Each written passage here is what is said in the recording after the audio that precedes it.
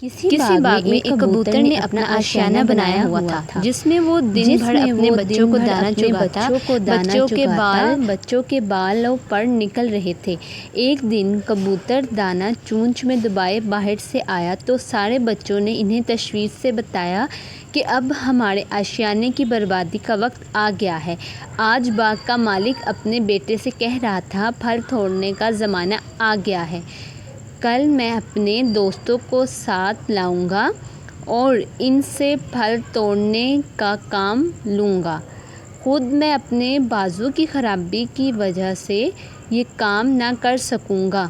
کبوتر نے اپنے بچوں کو تسلی دیتے ہوئے کہا، باغ کا مالک کل اپنے دوستوں کے ساتھ نہیں آئے گا، فکر کرنے کی کوئی بات نہیں ہے۔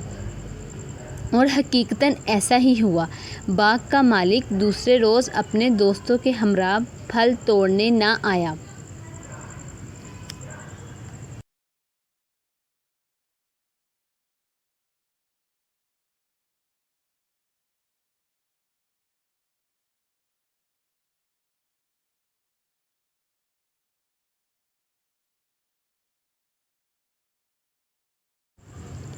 کئی روز بعد باغ کا مالک اپنے بیٹے کے ساتھ باغ میں آیا اور کہنے لگا، میں اس دن پھل توڑنے نہ آ سکا کیونکہ میرے دوست وعدے کے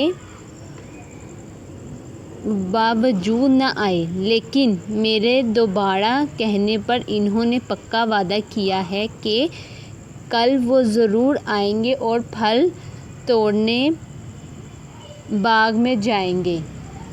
کبوتر نے یہ بات بچوں کی زبانی سن کر کہا، گھبراؤ نہیں، باغ کا مالک اب بھی پھل توڑنے نہیں آئے گا۔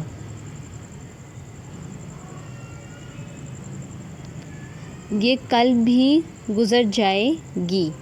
اس طرح دوسرا روز بھی گزر گیا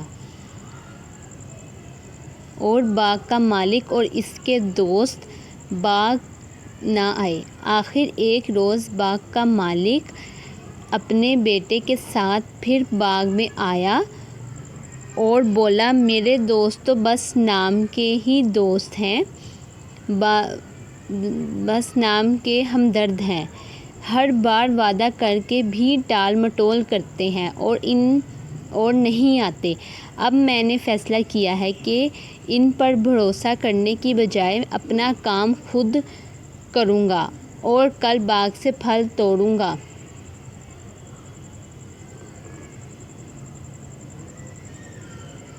کبوتر نے یہ بات سن کر پریشانی سے کہا، بچوں، اب ہمیں اپنا ٹھکانہ کہیں اور تلاش کرنا چاہیے۔ باغ کا مالک کل یہاں ضرور آئے گا کیونکہ اس نے دوسروں پر بھروسہ کرنا چھوڑ دیا ہے۔ بس ثابت ہوا کہ دوسروں پر بھروسہ ہمیشہ نقصان کا باعث بنتا ہے۔ اپنا کام خود کرنا چاہیے۔ Thanks for watching.